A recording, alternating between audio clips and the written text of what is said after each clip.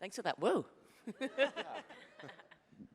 Hi, everyone. I'm Deborah Birnbaum. I'm the editor-in-chief of Gold Derby, and this is definitely the panel with the best title. I mean, come on, right?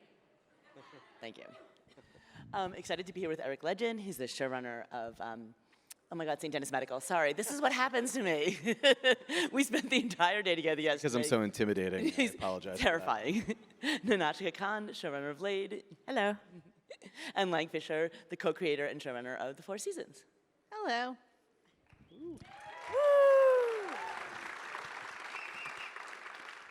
So first and most important question, how do you define comedy AF? Like, what's the funniest thing you've seen lately that you would say fits into that category? I mean, first of all, just as a disclaimer, I would say I would describe myself as funny, OYGTKN, funny once you get to know him and maybe understand my rhythms. But I am like an easy laugh, so anything can be funny to me. I love like everything from Tim Robinson and just the silliness of his petty grievances to the type of comedy on Succession, which I think was like one of the funniest shows on when it was on. So I don't know. I like everything. I'm not that discriminating, so I might be the wrong person to ask this question to. Unfortunately, you're on this panel. Nach, what about you? I agree. I think it's just, you know, great jokes told well, and also slapstick and people falling into lakes, you know, jet ski accidents. Yeah, physical dialogue, all of it. That's so funny because I'm pretty cerebral, and I really like jokes that are real thinkers. I think the hardest I've laughed recently was watching an episode of the new Smurfs with my child. Truly, I feel like a grouchy Smurf hit a tree, and I was like, great. This is great. Great comedy. Are there new Smurfs? There's new Smurfs on Netflix. So, FYI, you guys, new Smurfs. Everyone get on Blue Sky, spread the word. Yeah. There's a new Smurfs panel after this, too. Yeah, I'll be at that. So why don't you start out by telling us about your shows? Why don't you start with telling us a little bit about St. Denis Medical? How did you come up with the idea?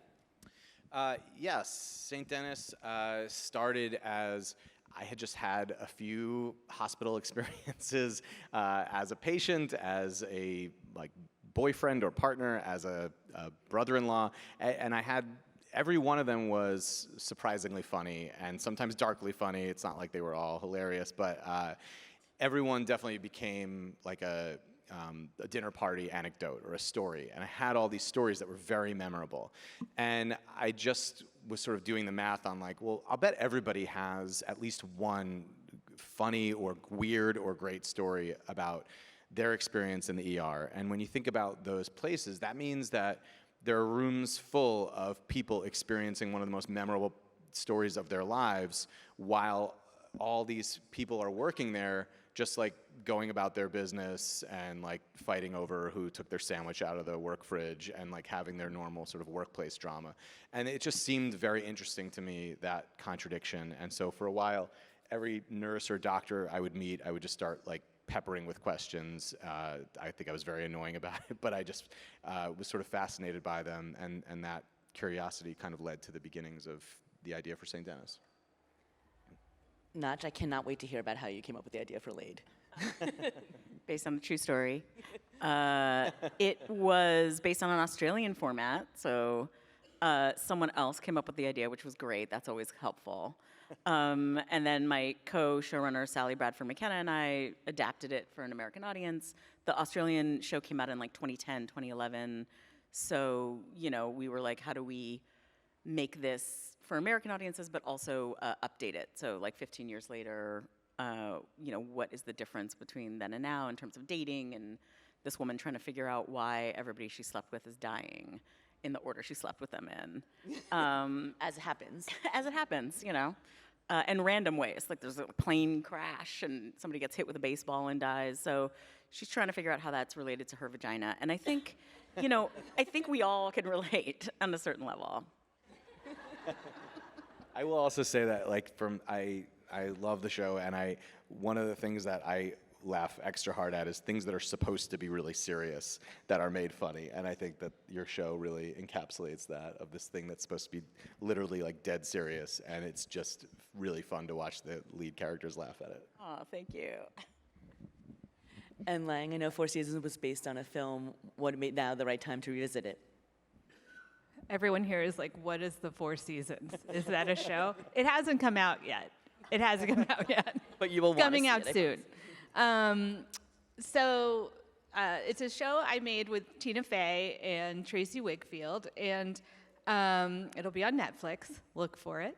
And it's based on this movie from 1981 with Carol Burnett and Alan Alda. And this is going to get confusing for 1 second. It's about 3 couples who have been longtime friends for like 20, 30 years, and they always go on vacations together. And so you only are going to see them on 4 different trips in 1 year, so in 4 different seasons. It just was such an original like concept, and it seemed like a lot of fun to play with, and we just like love the idea. I think people are kind of their most authentic selves when they're on vacation. It's like the time when you like have a moment to breathe and like reflect on your life. And for anyone who's gone on trips with their friends and had tension between them and gone on trips with, you know, your partner and everything falls apart on that trip. I know I've had a few of those. Listen, that's a different panel, though. But it'll be great. I think we had a really fun time making it. Speaking of tension, I just want to make sure everyone's hearing that like Godzilla movie bass level happening. That's not like my own inner foreboding, right? Is it just me? Am I doing that? No, okay. I just want to make sure that was everyone's experience and I'm not losing my mind. Both can be true, but yeah, still. Okay. How did you all get your start in comedy? What made you realize you were funny? Anyone can start. Nach, you want to start with that one? Yeah, I mean, you know, I think you always are just kind of like joking around as you're kind of growing up. I mean, the idea of becoming a comedy writer for me was like in high school, you know, I was writing this kind of like column for my newspaper, and they were like, you can write about whatever you want. And I wrote about like some dumb stuff like prom or getting my license or something. And I remember liking like the time release of that, where people would come up to me and be like, oh, I read your thing. I thought it was really funny, as opposed to like the immediacy of performing on stage or whatever. Like, I know a lot of people like that instant feedback, but I actually preferred the idea that someone is experiencing something I wrote wherever in their own time, in their own day, and laughing. And that made me be like, oh, maybe there's money in this, and I can pay my bills. And she does. She does pay her bills. I also pay some of Lang's bills, too. And she pays my bills. I got started, I also in college started doing like improv and tried to do any sort of freelance comedy writing gig or performing gig in my 20s. And my sort of first big comedy writing actual job was like a part-time job as like an Onion headline writer, and I would go in like once a week and just like write headlines for the Onion, and then that turned into a full-time job at the Onion, and then I worked on the Onion TV shows, and then that sort of translated into all my TV stuff. But for a while there, I was on the hamster wheel of just like anything, anything anyone wanted me to write, I'd be like, yes, please.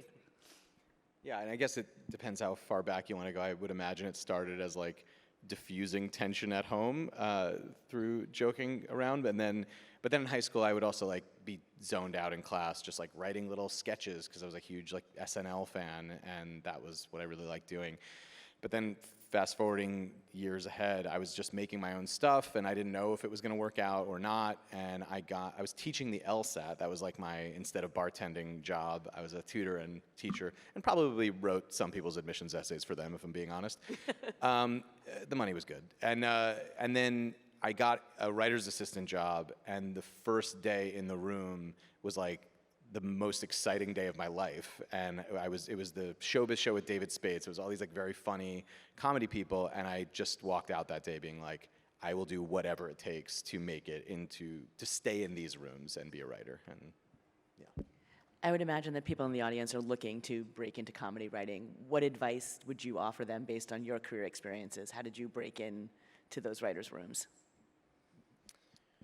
I mean, my best piece of advice is first put yourself in a place where there are comedy writers' rooms. So, you know, it's hard to be in Des Moines and get a job in a comedy writer's room, so you need to be somewhere nearby. And then, you know, I always kind of say, like, just say yes to everything. I mean, it's like, take an assistant job, even if it's like in casting, and then see if you can use that assistant job to get the next assistant job that's in the writer's room, and see if you can like make yourself get closer and closer to being in the writer's room. And while you're doing that, do improv, get a community going, like write wherever you can write. I mean, like I'm dating myself, but like I like had a blog, but this was like the aughts. So, you know, I don't know what people like, you know, have a funny TikTok or whatever,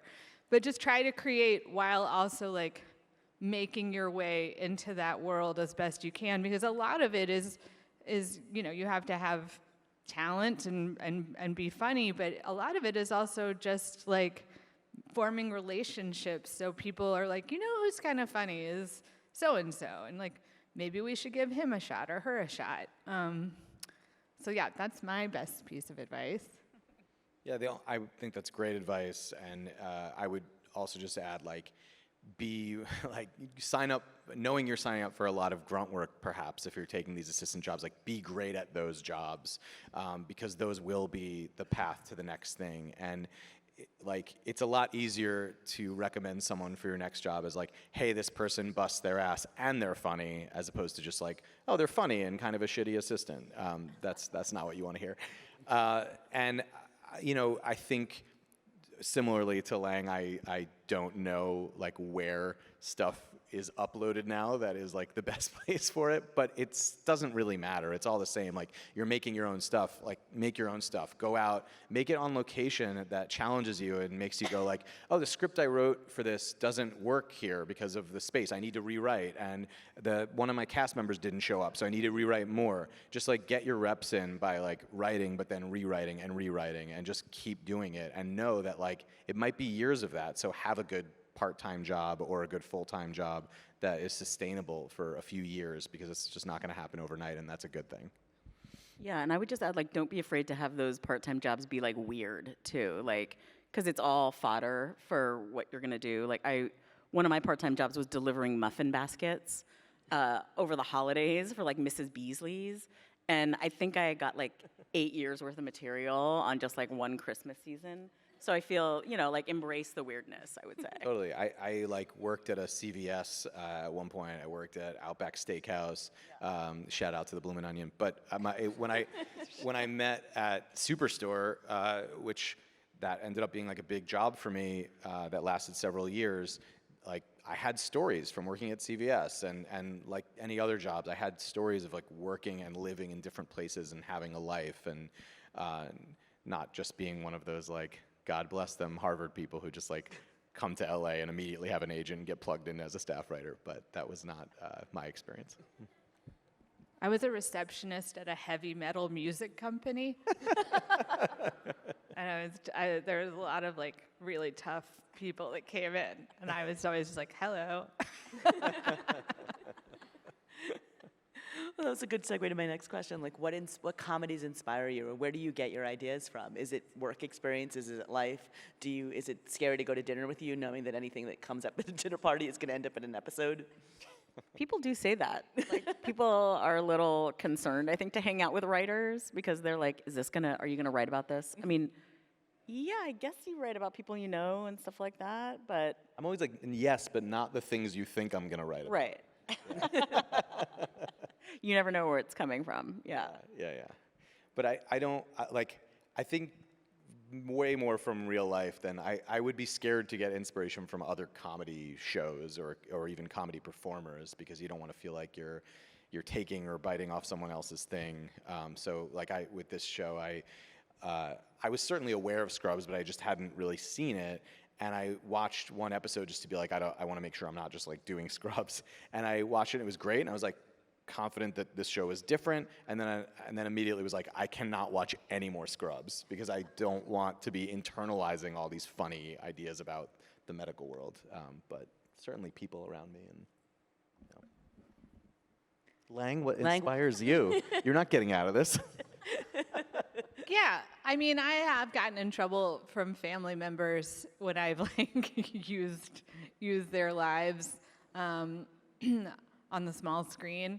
But I mean, I always think like, I think you're right. It's like never the things people think you're gonna steal. It's always like very small interactions that kind of crack you up, that are like sort of like the real nitty gritty of like how embarrassing it is to be human. Like, it's like those are the things you like steal from. I mean, I think this show that I'm working on now, the 4 seasons on Netflix, get ready. When is it coming out? It's like all about relationships, and I think our writer's room, we all sort of mind these like personal stories about spouses and like old friends, and kind of like what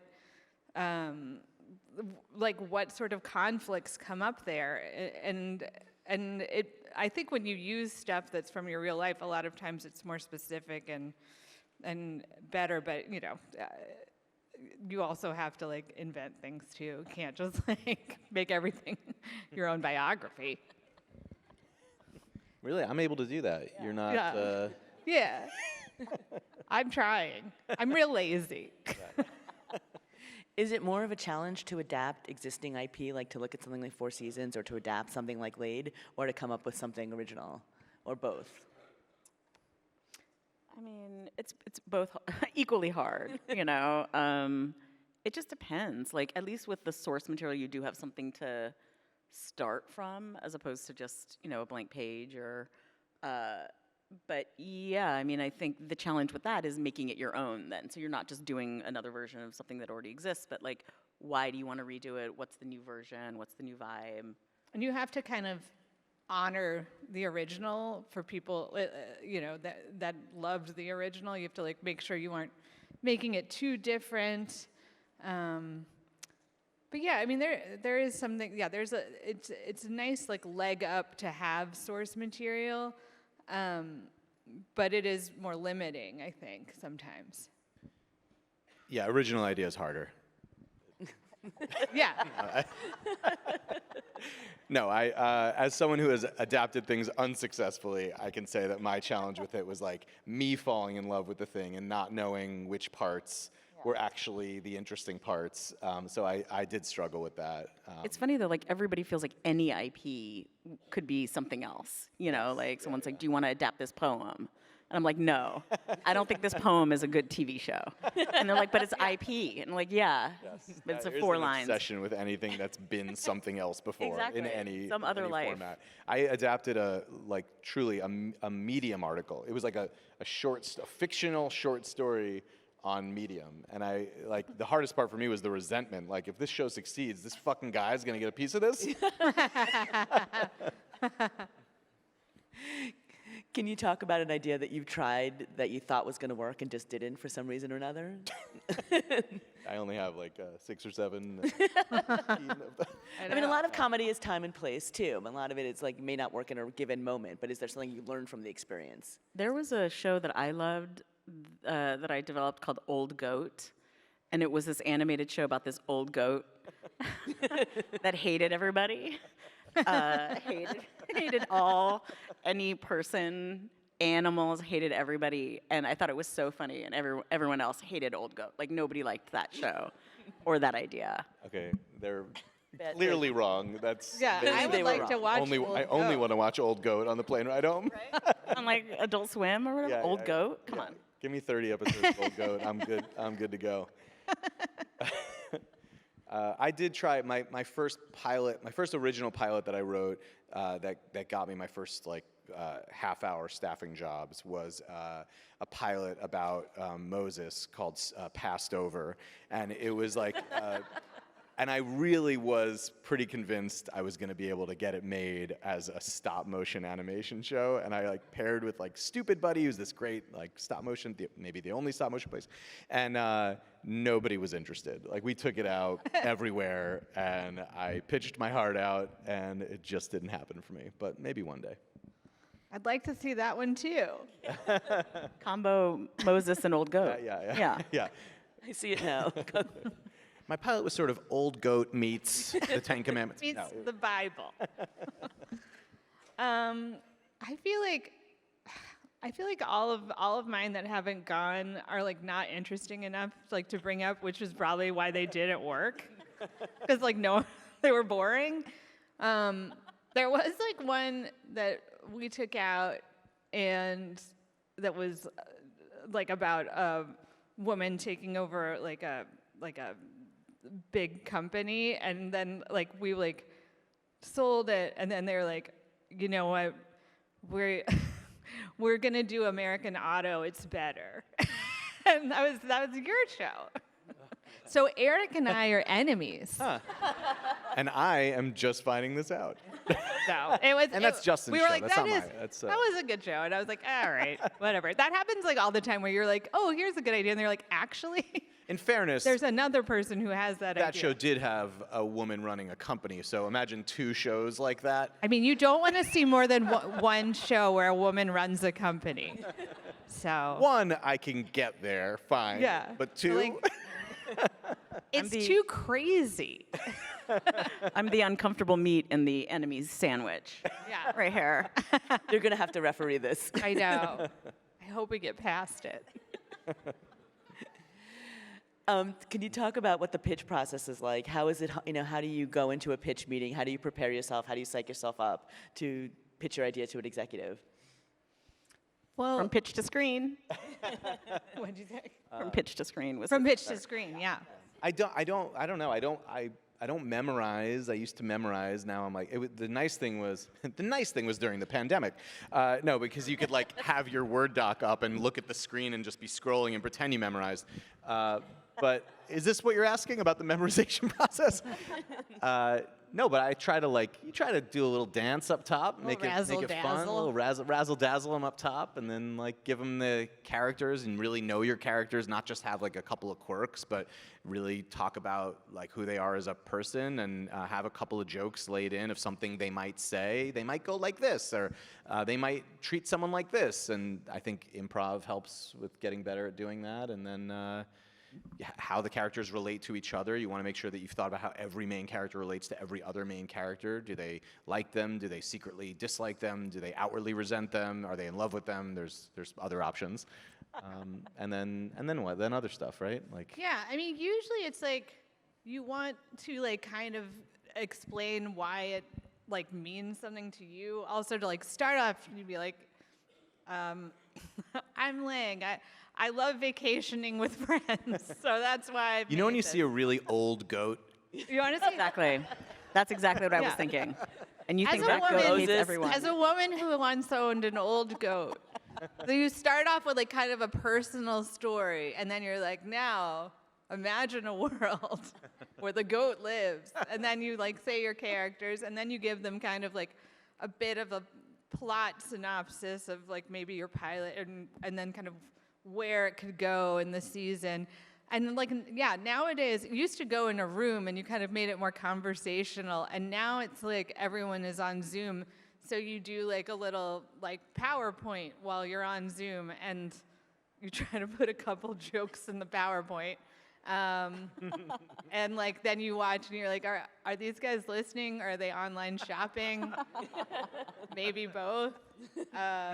I haven't done this yet, but I've been flirting with the idea of like having like an opener for your pitch.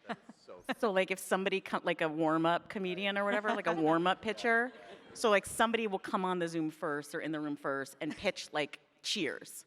Like pitch a show that's a hit. It sounds Oh, but I good. thought maybe it oh, should be that's like great. my only note would be maybe they pitch like an okay show. Right, you don't want them to be better Yeah, than my 'cause show. But then then they're Old like, this Goat's isn't coming Cheers. in. You don't think Old Goat can Topping Cheers. Stopping No, Cheers? you got a point. It's just an idea. Yeah, I like that idea. Any, so you get the green light, your pitch goes okay, and then you get into the notes process. Can you talk about how you navigate the notes process with executives? Have you ever had good experiences? Does it always have to be a bad note process? I mean, I feel like it really depends on the. See, when the Godzilla thing comes Godzilla's on when bad. I'm talking, Yes, it it's makes it feel like I am breathing too loudly, and it makes me This feel. is the sound of when you have a Right. notes call coming. Yeah. These are the executives leaning in. I feel like mostly I've had like relatively positive experiences. I mean, it really depends on who your executive is, and like, I think for the most part, being a writer in general, like you need to be comfortable with taking notes, and you need to know when to push back on those notes and when to be like, yeah, maybe they have a point. And I feel like when people have really contentious like relationships with their executives, like sometimes it's like, well, maybe you need to bend a little more, and maybe you need to like be a little more open to their critiques. So I don't know, basically for those of you who don't know, like we kind of get notes at every step of the process. We, every episode we write an outline, and then executives give us notes on that. And then when we give them, we do a table read, and they give notes after the table read of the script, and then they give notes once we've shot it and on our edits. And so they kind of are with you the whole way. And so, it's better to work with them than against them. I think like the most helpful phrase that I learned along the way was note behind the note, which is like when someone's telling you that they didn't respond positively to something, and then often they're couching it in a very specific way, like maybe it could be this, and you're like, I hate that idea, like I don't like what you're pitching at me, or I don't like the way you're saying that I did it wrong. And you have to try to like really temper that part of you that reacts and understand like there's a note behind their note. There's something that wasn't working for them. And that's basically your audience, your future audience telling you that I don't love this. And so I think it's just sort of important, at least for me, I have to like sometimes just like breathe and like give it a minute and then think about later, or like complain to my wife, and then she'll calm me down and be like, I think what they're saying is this. And you have to figure out a way to make your thing better in a way that you love and that you can stand by while also addressing their note. Like, because they're trying to be specific to help you. They're not trying to like piss you off or undo your work. They're just trying to find like a helpful way to tell you that something's not working. And I think it's always just good to remember that. And obviously that's not to say you can't get in a bad relationship, like in anything that can happen, but I've been lucky and had pretty good experiences, and I've had to just like learn how to adjust myself. And so yeah, that would be my 2 cents. Can you share the story of a good note that actually helped? I mean, it made St. Denis much better hearing that. Like I talked about this a little yesterday. Hopefully nobody was there, but the lead character of Alex, who's like the sort of central emotional character, even though it's an ensemble show, she had to get out of her shift and go home. And originally the stakes of that were, and this is a common thing for nurses who are often like drawn to stay late or like give up parts of their lives in order to like sacrifice for saving people's lives and doing things that are important. But it was like she was single but engaged, and it was like a sort of engagement dinner with her boyfriend, and I guess I was like leaving things open because I wanted her to have the possibility of like dating and breakups and doing all kinds of those stories, but the stakes just weren't there for the network and the studio. And at first I was like, but this is what I pitched and you bought it, so that's what we're doing. But over time it was just like they were clearly right, like it just wasn't enough. And my wife, oddly enough, pitched that what if she just had kids and a family, and that's what she needed to get home to, which is the experience of so many nurses who are trying to find that work-life balance.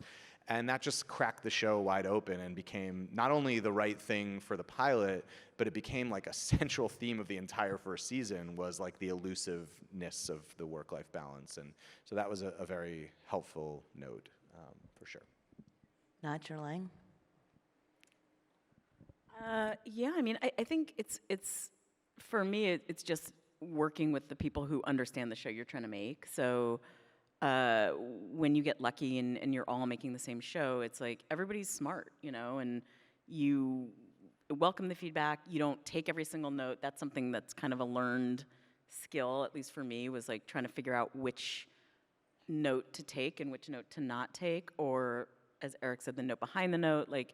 So you're kind of navigating a dance, and I think the thing that great executives do is they understand their role and your role, and they just are trying to make it better, and they suggest things or they tell you how they're feeling about something, and it just does make it better. It elevates it, and just to be open to that, I guess.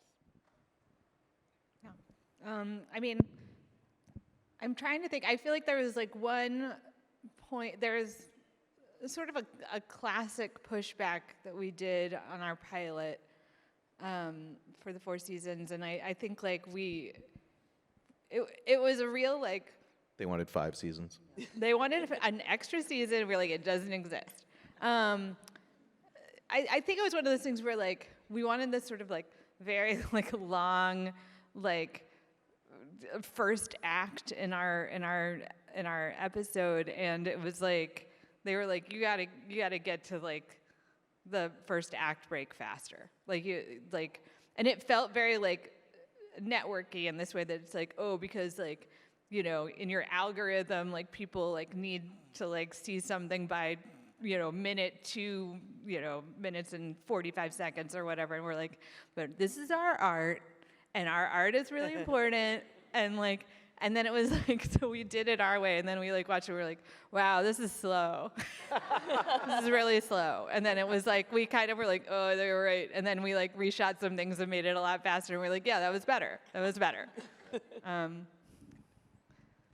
I just want to take a moment to remind everyone you can submit questions in the app, and we'll get to them. I promise you I'll save time for the questions at the end. So if you haven't submitted questions, please go ahead and do so. We also have an ongoing need to use the words AF as much as possible, and I realize we have not been fulfilling that. So who are some of the actors you have worked with that are funny as AF? That whole thing's And I'm like, am I allowed to say that in this room? Take 2. Take 2. Let's do that again. So who are some of the actors you have worked with who are funny AF?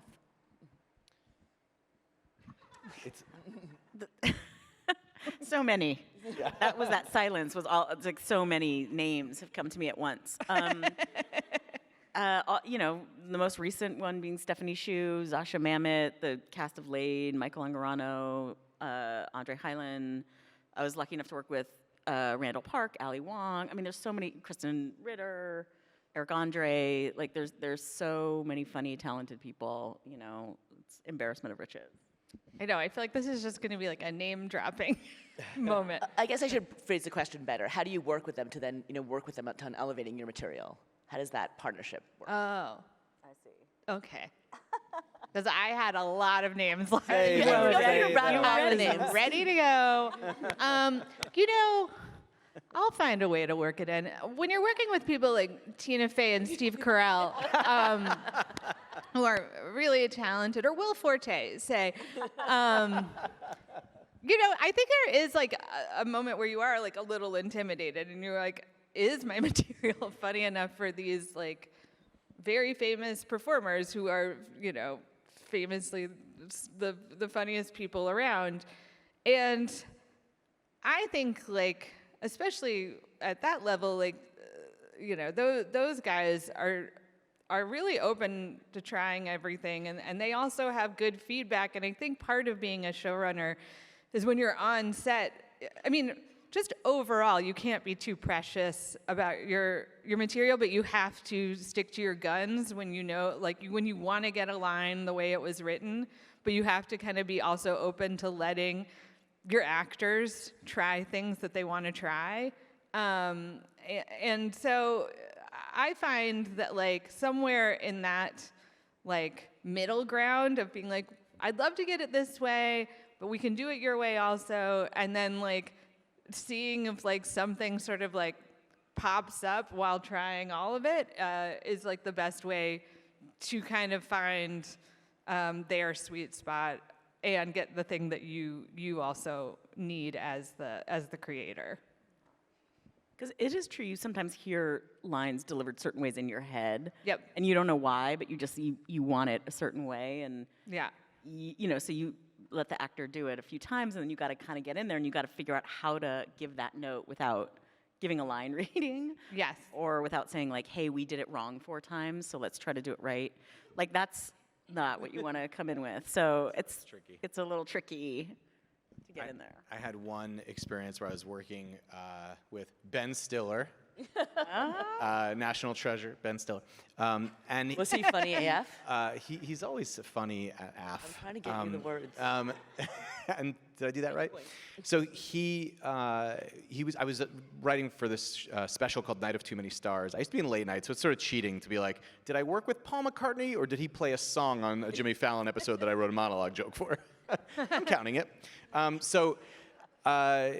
did this special, and we did this sketch where he was doing the Zoolander character, and I had written the sketch with another writer, and there was like a joke that he had changed, and I really wanted to try the original, so I went to Robert Smigel to be my shield between me and Ben Stiller, to be like, can you get him to do this thing? And he was like, hey, Ben, come over here. This guy wants to pitch something at you. And I was like, fucking asshole. And so he's walking over, and I'm like, okay. I'm going to say the joke, like, do I do the voice? Do I do the voice? Do I do the voice? Like, do I be Zoolander? And as it was coming out of my mouth, I was like, the answer's definitely no. Don't do that. So I pitched the joke. I was like, yeah, you did this one. We were thinking it could be this. And I did the joke, and there was like the longest pause of my career. And he was just like, yeah, let's try it. And then, like, thank God on the day it did good enough. Like, it did fine.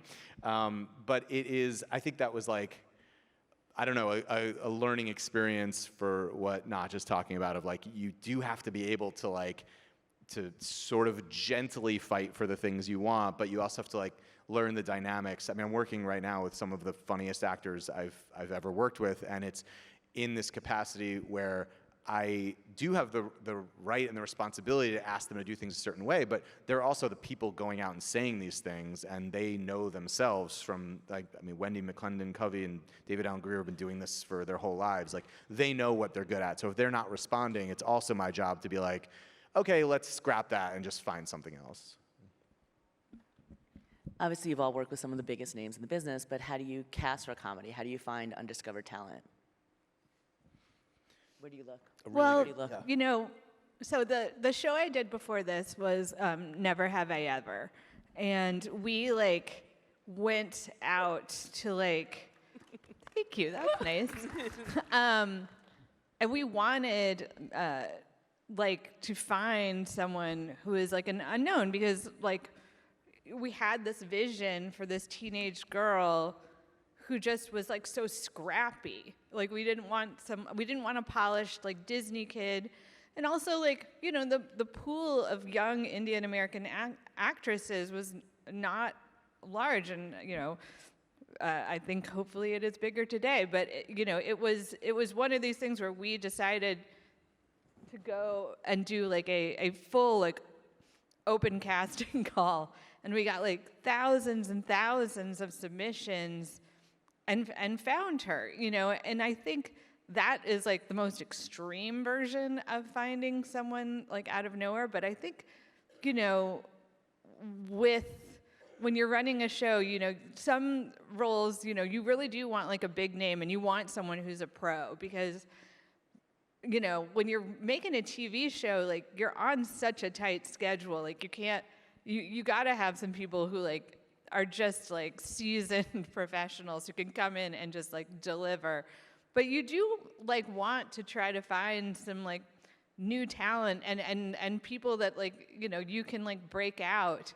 And I think those people like kind of can come from anywhere. Like, I think sometimes people will be like, you know, there's this stand-up I saw and he's so funny, and, you know, or I saw this woman on Broadway and she was like very funny for like this show we saw. Like, I remember on the Mindy Project, like, Zosha Rockmore, who played this character Tamra, Mindy cast her on the show because she was the one and only very funny part of Precious. It was like, she was so funny in Precious, which is like the saddest movie of all time. And Mindy was like, she made me laugh in Precious. So like, I want her to be on the show. And so you kind of like just keep your eyes open for people who are really talented. It's the comedic relief of Precious. You have to, for sure, cast that woman. Yeah, I agree. I think the combo of new talent and people who've done this is a fun dynamic, and I think it's a testament to you and your show that like you wrote that part for somebody new, and I think that the more we do that and the more new voices that we can welcome in, I think it's just better for comedy in general. Yeah, I'd say like there's, to Lang's point, there's someone like Alison Tolman who I saw on the first season of Fargo and was like, oh, the way she's doing the comedy of this, like she's finding it and creating it, and she's definitely, I was trying to cast her and stuff for a long time before I was able to get her on St. Denis, but it's also just have a great casting director and trust them, because Susie Farris, who cast our show, introduced me to Mekki Leeper, who I didn't even know, because I'm just like, I have kids, I don't go out as much as I used to, I'm not like seeing as much stand-up and sketch as I maybe once did, and I just saw him and was like, this guy is so special, like we need to adjust the role to him, and so there's like nothing as valuable as a good casting director who's doing all that legwork for you. Once you have the ensemble assembled, wow, I just set myself up. I know, I set myself up with that one. Oh, Lord. How do you then write to them? How do you adapt your scripts once you have them all together?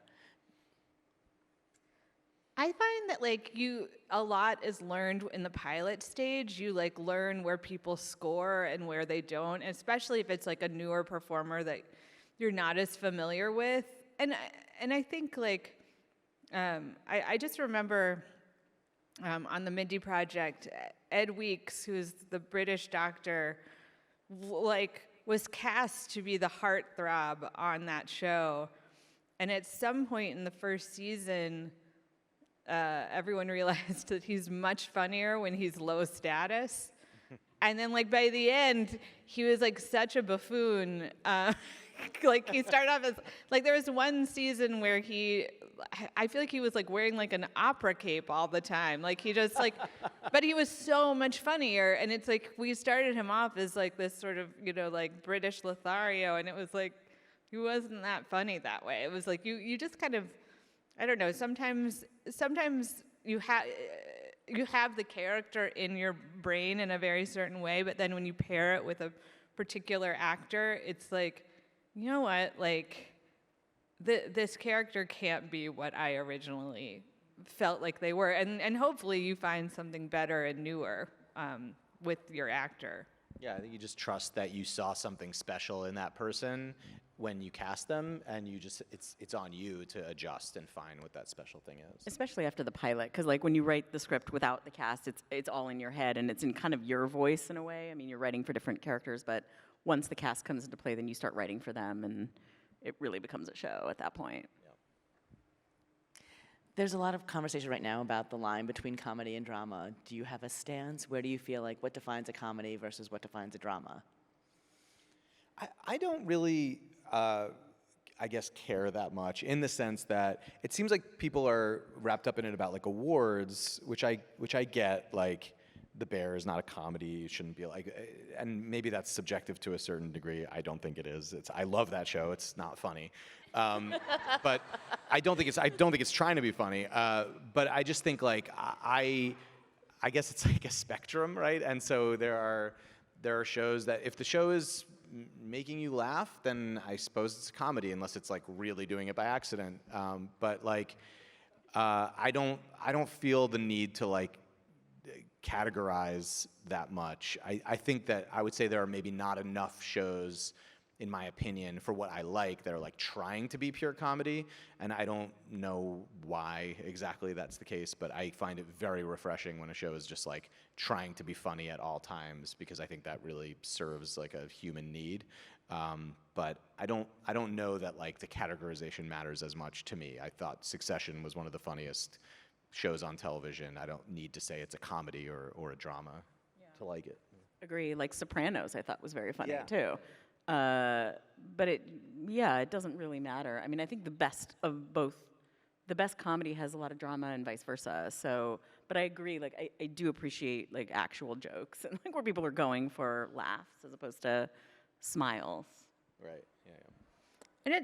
And it is nice, I think, because of the way TV is now, that there's like such a wide spectrum. I do agree, like,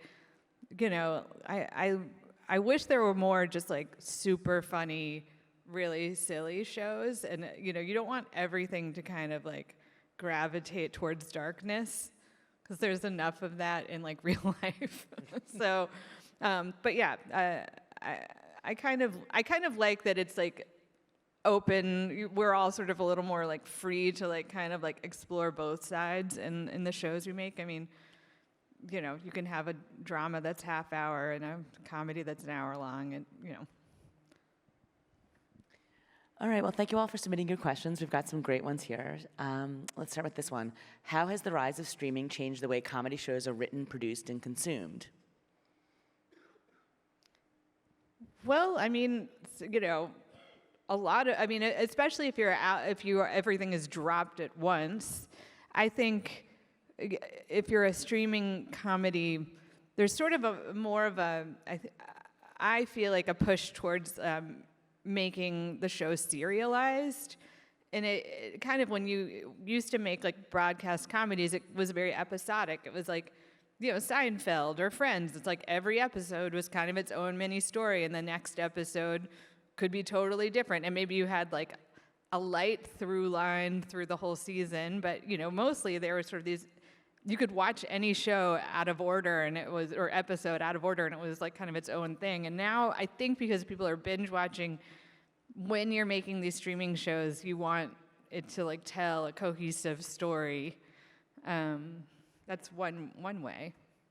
I agree. Yeah, I think it's the serialization. I think it's having more time, honestly. I think streaming shows give you more minutes, literally, which is kind of boring, but it lets you tell a more complex story.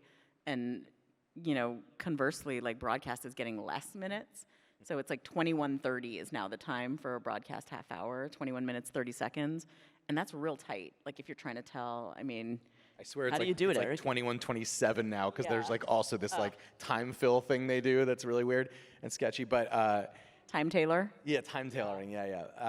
Yeah. I mean, it's weird because the thing that lends itself towards would be more of like a bulk drop. Like, I think it's tougher for people to lock in when it's 21 minutes at a time. Like, you'd almost want to give them like 4 episodes to start so they could get to know the characters and the flow of the show.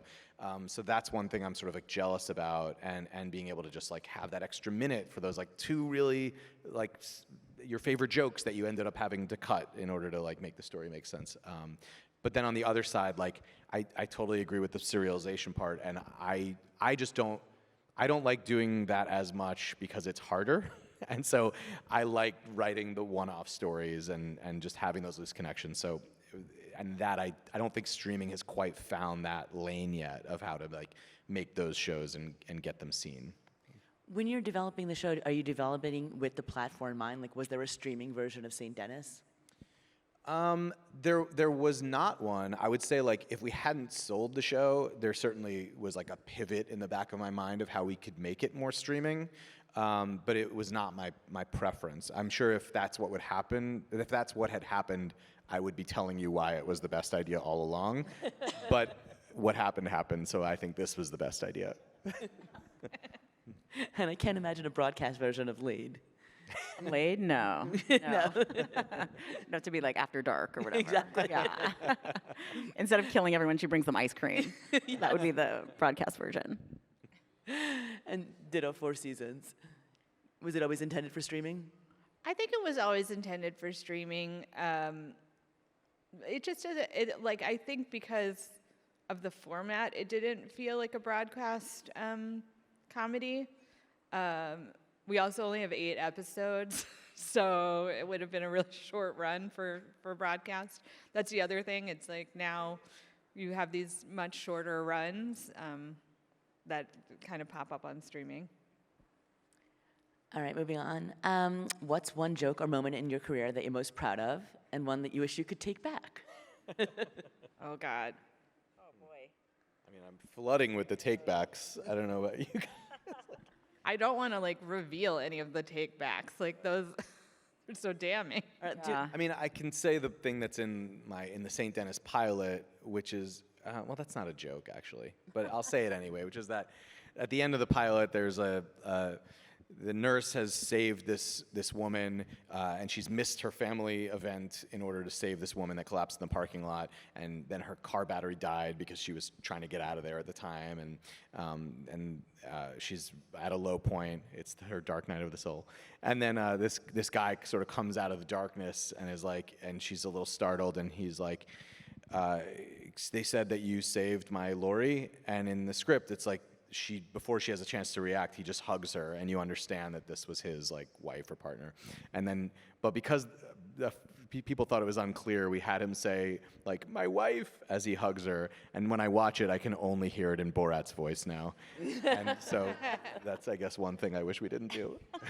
I like that people thought that was unclear. Like, who is this? Who's hugging who? I would say that the one that I'm kind of most proud of is in the pilot of Don't Trust the Bitch in Apartment 23.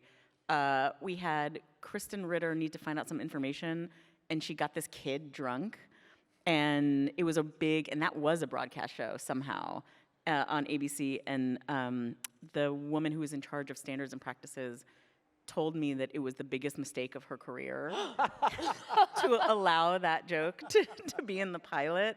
In her retirement party, she was like, "I just want you to know this was the biggest mistake of my career." That's gotta feel good. And I kind of feel great about it. You know, You should be like proud of that. that. I think that's really a that's sweet the point moment. of pride. I'm just blanking. I can't think of a single joke I've ever written. I like can't think of one thing. I have to pass. I like literally I'm drawing a blank. All right, we'll come back to you.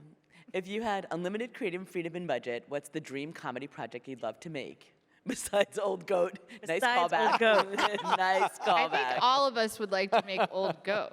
I mean, that's the takeaway. And also the emoji, not just the word goat, the emoji for goat. The Extra crazy points for thing, that. the really crazy thing is, and I'm only like 10% joking.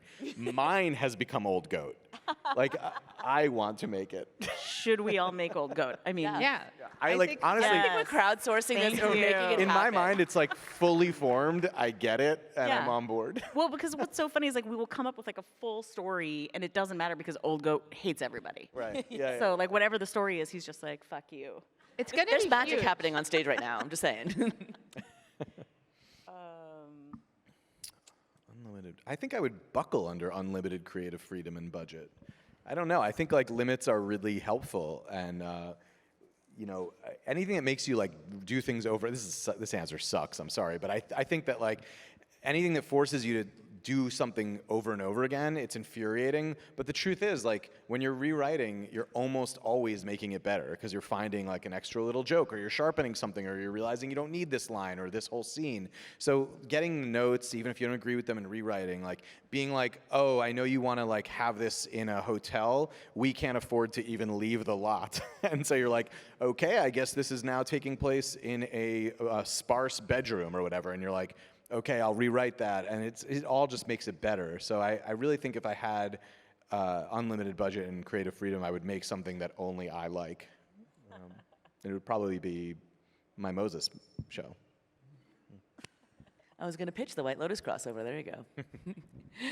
Do you ever get writer's block? If so, how do you leverage the writer's room to help get over it? Question about group dynamics and how that all plays out. Yeah, I mean, I think that's a huge benefit of having a writer's room, is that we're all sort of in it together.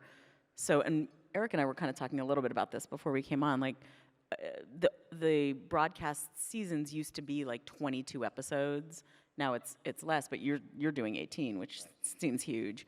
But you know, it's just the amount of storytelling that you need for one season, or that you used to need. Like, you have to rely on the room. Like, you're not gonna, there's no way to keep that going. So I think when everybody, and for me it was always like in a 22 episode order, episode 17 was where I would really feel like, okay, we can't start to wrap it up. We've done so many, like, what are we gonna do? And I think that's really where all of us just like kind of come together. And about the group dynamics, it's like, you know, you want certain members of your writing staff. I mean, everybody is great. Everybody's, you know, has their skill sets. Some people have all of the skill sets. And one very valuable one is story engine. And somebody who can come up with just, even if it's notions or an idea or something that can get the room started. I think that's, you know, necessary. Yeah, I mean, I think just to like add to that, like when you are in a writer's room, I mean, I tend to be a person that like I have to say all the bad ideas in my head to hopefully find a way to get to the good ideas. Like it just feels like you just have to kind of keep moving forward. And I think when you get in a loop where you're stuck on one idea or you're stuck on the problem, like you just have to find a way to like come in from a different angle or just to say a bunch of other stuff to like kind of like, you know, shake everything up. And it is good to have a room where people are talking and everyone's sort of shooting ideas out there just to like kind of move past the impasse. And like it may take a while. You may land on a couple bad solutions to your story problem, but you know, hopefully something surprising will come up from just like word vomit that, you know, that at least that's how I operate. Eric? Yeah, no, I agree. I agree with all that. And sometimes it's just a leap of faith. Like you just move forward and go, let's proceed with the best idea we have so far, and just have faith that like we're not going to land on something we don't like. So let's just move forward and see what we discover as we go. Maybe with fresh eyes tomorrow, someone comes up with a little idea that unlocks the whole thing, or you have to start over again. But at least you didn't get clogged up in the moment, and now you've had a night to sleep on it, and you just keep powering through. Go-to writer's room snack? I like those peanut butter filled pretzels because I feel like I'm getting protein. I like those gummy, those Welch's gummy things that look like fruit, but they're just gummies. Same effect. Those like little grapes. The or illusion whatever. of health. Yeah, like, exactly. Yeah. This is a.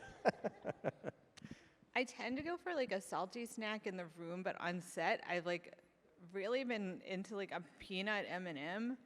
So much so that like our crafty lady was just like on the last day gave me like a sack of them. It was just like, here, like a giant plastic sack. And I was like, I was touched and also offended.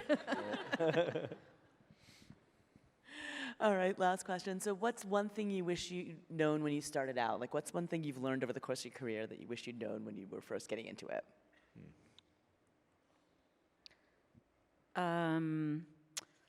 I think when you're first starting out in a writer's room, you know, you really are hard on yourself. Like that's how I was, and a lot of people I know. And I think like the best thing that somebody told me is like, you know, you're thinking about every single thing you said or didn't say that day. And sometimes the things you didn't say, you know, you're going home, you're like, I didn't say anything today, or I said one thing and nobody laughed, and nobody responded, or whatever, and you really are beating yourself up.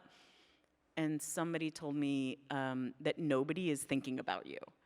And I think that was really helpful for me, because like you get so locked in on that you think everyone is noticing these things, and they're really not in the way that you think they are. And just the more comfortable you are, the better it is for storytelling, for story breaking, for comedy, for jokes. And I think getting that part, you know, just don't be so hard on yourself, and realize that, you know, not everybody is thinking about you all the time. Yeah, I mean, I also think, so my very first sitcom job was on 30 Rock, and it was like the end of 30 Rock, so it was like they already were just like this critically acclaimed show, and all of the writers in the room were very intimidating. And I remember I was the only new hire that year, so I was the only new person, and I remember walking to work being so nervous, and all I kept telling myself was like, this is your job. You have to try. You cannot clam up. You have to pitch. If you were like a backhoe driver, you would have to drive the backhoe. Like, you can't go in there and just say nothing. You've got to try. And so, like, that is what I did. And I felt the same way Notch felt, like, where you are keeping score in your head of how well you did, and, you know, and if anybody laughed or you got anything in. And when you're a staff writer, your batting average is pretty low, but you cannot you got to try as hard as you can to not take it personally, and remember that this is like a trade, and you are learning a process, and you aren't supposed to be perfect out of the gate. And frankly, when you're a staff writer, mostly you're not a person who is supposed to be solving the big problems. You're there to, like, mostly try to pitch jokes and say things that are funny and learn. And so if you get staffed on a show, remember that it is your job, and it is not a personal indictment of you if, like, your jokes don't get in, and you just have to keep pushing forward, and you can't shut down.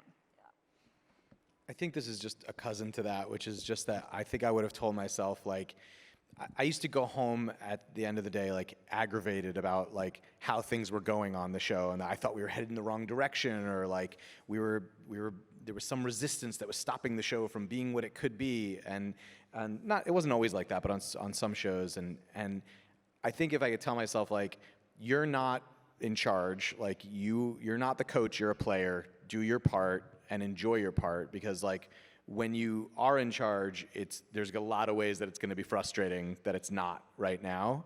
And so just, like, enjoy being part of the process and trying to help the showrunner achieve their vision for the show, and, like, enjoy the lack of stress in that instead of taking it on.